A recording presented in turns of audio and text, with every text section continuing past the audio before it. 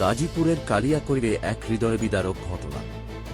একটি আবাসিক হোটেলে রাতভর ধর্ষণের শিকার হয়ে এক কিশোরীর মৃত্যুর অভিযোগ পাওয়া গেছে।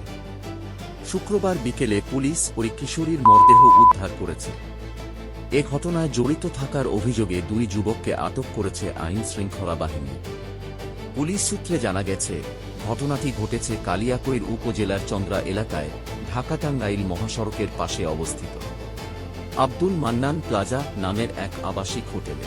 গত বৃহস্পতিবার সন্ধ্যা 7:30টার দিকে মমিনুল ইসলাম মোহন এবং আতিকুর রহমান নামের দুই যুবক একজন কিশোরীকে নিয়ে হোটেলে ওঠেন।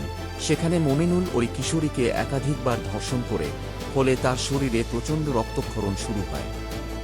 এরপর তারা কিশোরীকে একটি ওষুধের দোকানে নিয়ে যায়, কিন্তু রক্তক্ষরণ বন্ধ না হওয়ায় তাকে টাঙ্গাইলের মির্জাপুর কুমুদিনী মেডিকেল কলেজ হাসপাতালে নেওয়া হয়।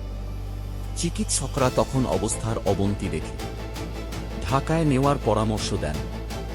তারা অ্যাম্বুলেন্সে করে ঢাকার পথে রওনা দেয়, কিন্তু পথে শুক্রবার ভোরে কিশোরীটি মারা যায়।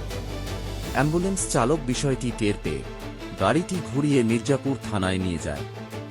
পরে পুলিশ ঘটনাস্থল থেকে দুই যুবককে আটক করে এবং লাশটি ময়নাতদন্তের জন্য টাঙ্গাইল সদর হাসপাতালের মর্গে পাঠায়। পুলিশ জানায়, আটক মমিনুল ও আতিকুর দুজনেই আশুলিয়ার একটি পোশাক কারখানায় কাজ করতেন।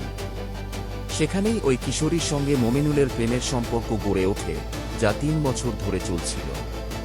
কালিয়াকৈর থানার ভারপ্রাপ্ত কর্মকর্তা আব্দুল মান্নান জানান, আইনগত প্রক্রিয়া চলমান রয়েছে এবং বিস্তারিত তদন্তের পর ব্যবস্থা নেওয়া হবে।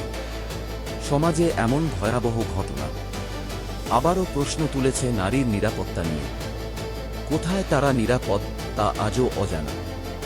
এরকম আরও আপডেট পেতে আমাদের চ্যানেলটি সাবস্ক্রাইব করুন।